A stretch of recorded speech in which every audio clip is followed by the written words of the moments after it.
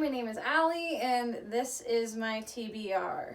I don't really have a schedule for when I want to read it. I just know all of these came out from the library at the beginning of December, so I've started a few of them and I want to finish them hopefully by the end of January. The biggest book on my list is IQ 84 by Haruki Murakami, which I've heard some good things about, but I actually have little to no idea what it's about other than that it's set in Japan and that it's like a mystery sci-fi novel and that it's just supposed to be really good, so I'm gonna try to read that. I also have a couple graphic novels on my list. This one is called Wild Thing or My Life as a Wolf by Clayton Jr. I thought it looked really interesting just because it's from the perspective of a dog. Again, I don't really like looking into the details of a book too deeply, so I can just kind of read it and then experience it for what it is. This book was loaned from a different library and it's by one of my favorite authors that's a little obscure. It's called Willard and His Bowling Trophies,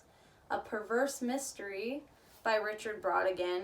I first read Trout Fishing in America by Richard Brautigan when I was in college, and everyone in that class kind of hated that book and thought it was weird, but I liked it. I don't really know what this is about, but it's by him, and so I figured I'd give it a read. This book is by our future president, Joe Biden, called Promise Me Dad, A Year of Hope, Hardship, and Purpose.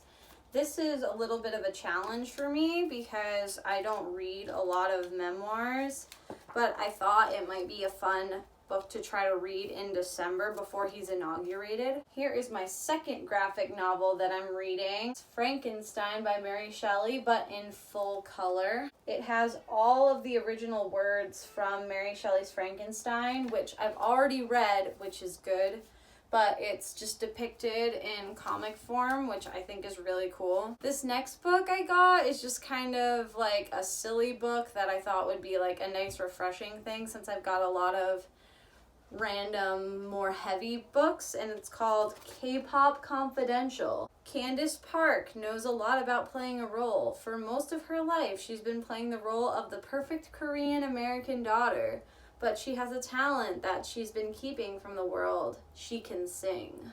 Like, really sing. Yeah, but anyway, it's just a young adult romance. I thought it would be cute, and it's written by Stephen Lee. T.S. Eliot Collected Poems, 1909 through 1962. I just thought it would be nice to have some poetry in my TBR.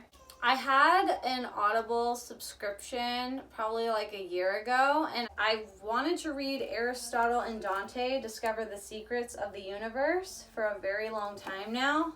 And so I thought I'd grab the book, and I have the audiobook to listen along to it, and that's by Benjamin Alir Saenz. I'm not good at pronouncing names. This next book is a graphic novel called Spinning by Tilly Walden. I kind of picked it up just because I saw that they were ice skating on the cover, and I really just enjoy art styles where it's kind of black and gray, but with like just an off-white color tone, random colors mixed in. I just really love that art style, so I didn't really have to even look into what the book was really about to know that I'm gonna like it. This book I actually tried to read a couple months ago. It's called Gypsies of the White Mountains, History of a Nomadic Culture by Bruce D. Held, PhD.